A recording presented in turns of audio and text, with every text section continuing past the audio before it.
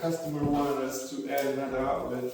There's going to be a bed here, and they want 2 outlets on each side of the bed for a lamp. So we're adding one. We're measuring and checking the height. It's 18 inches. And we're going to add one between 2 2x4s. We're going to do that center between the 2 2x4s. 18. We're using a old work box. And let me get a level. Make sure it's level. We're gonna mark it.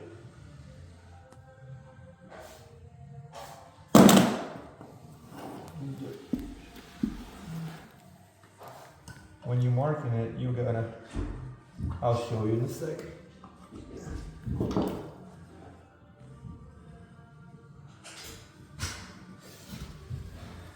These are the ears. So when you cut a hole, you gotta cut it just above this hole for the screw. So you're cutting a hole just above this center screw.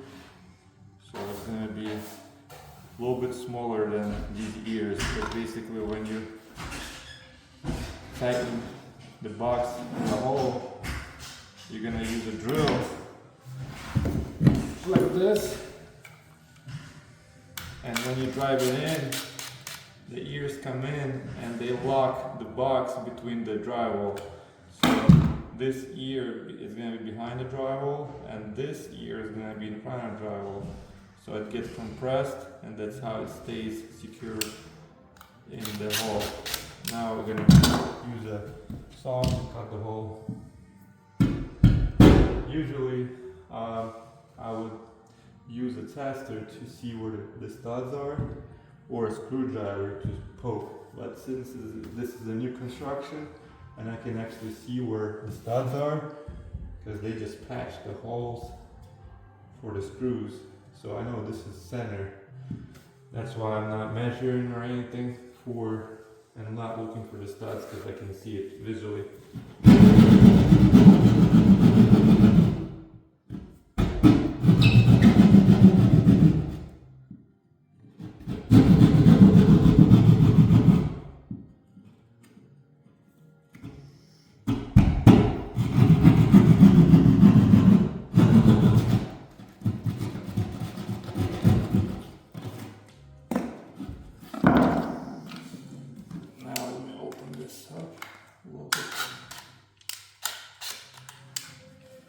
So basically the box is going to slide in like this.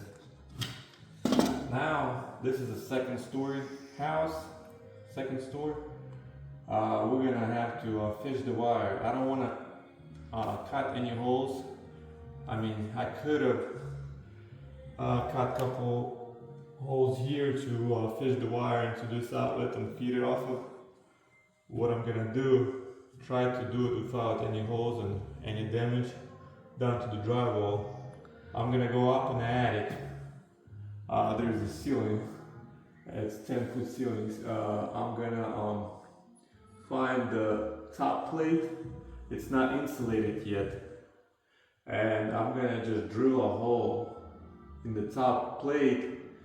I'm gonna measure like 6 inches from the edge, and I'm gonna just drill a hole and drop the wire. That's a Romex 14-2 in the hole, and hopefully I'll be able to reach the wire out. I don't think there is any cross members here, so it should be a straight drop. And I'm just gonna feed it off probably a smoke detector circuit. Smoke detector has its own dedicated circuit right now. And it's going to be on arc-fold breakers, so we should be able to feed it off that. That's the closest point. We do have 2 spare circuits up there when we rough this house in, or we can use them, but I'd rather use a smoke detector and just leave those 2. Alright, we're up in the attic now. This is the top plate right here, and that's the corner of the house or the room right there. So we want to go 6 inches, about 6 inches. So there's a top plate. This is about 6 inches right here, and we're gonna go.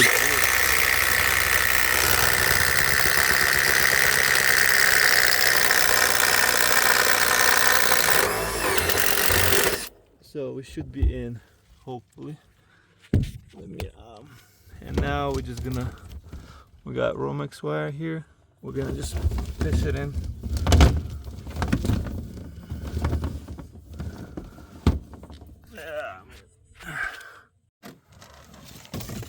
So now we're just gonna drop it in.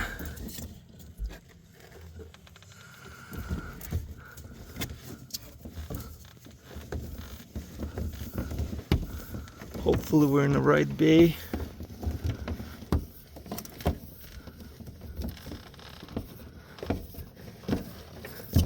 Alright, that should be enough. So that's the wire. We're gonna straighten it out and staple it. And that's the smoke detector box. So there's only 2 wires there. We're gonna add another one. Alright, we're downstairs. Here's the wire.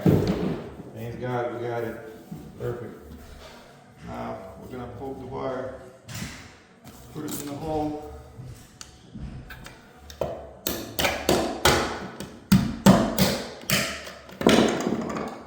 Like this.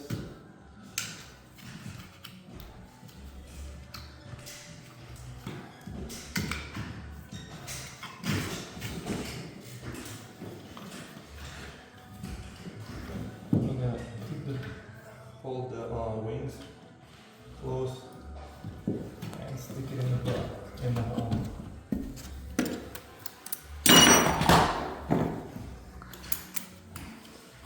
Now we're gonna keep this level box and secure it.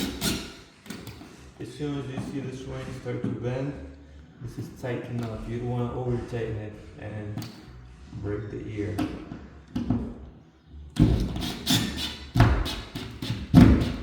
Good enough. So now we're just gonna take the insulation off. I'm using these strippers line.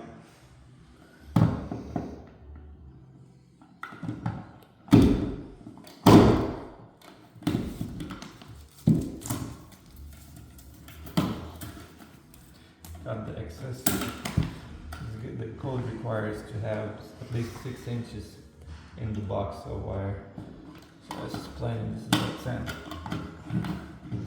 And we're ready here. Now we're gonna go upstairs and we're gonna run the wire into the smoke detector and we should be good to go.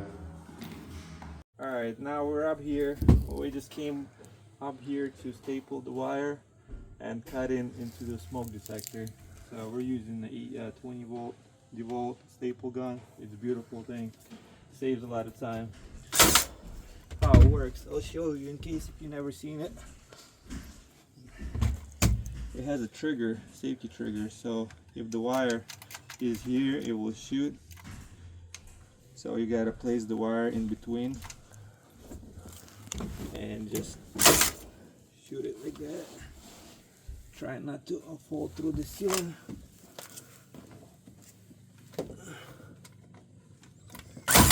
Like this. And like that. And we're just gonna cut extra wire to put it in the box.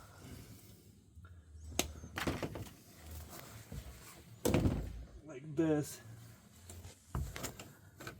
And we're just gonna cut in when we're gonna be installing the smoke detector. And I guess the customer was told that you don't have to insulate the attic, whatever floor, the second floor ceiling, because what they did, they used the foam insulation. If you look up top, this is the rafters. I never seen it like that done.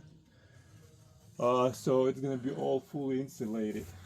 If you look over there, see that 2 gain box? I ran 2 spare circuits to the panel and up here, just in case if we ever if the homeowner ever needs extra circuit, we do have it.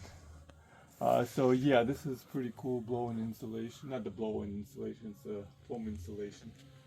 It looks like at least 12 inches or more. The homeowner said there's going to be no blow-in insulation or any kind of insulation on the drywall. So I don't know what they're gonna do. They're gonna probably have to bring heat up here, or never seen it like this done, but it is what it is. I'm not an insulation guy. So this is how you add extra outlet without cutting any drywall. It went through real good. They didn't have to cut any holes, any damage. Even though the drywall guy, he's spackling drywall right now. Even though if I made any holes, he could have fixed it, but I'd rather not. If I can do it without holes. So if you guys have any questions, let me know.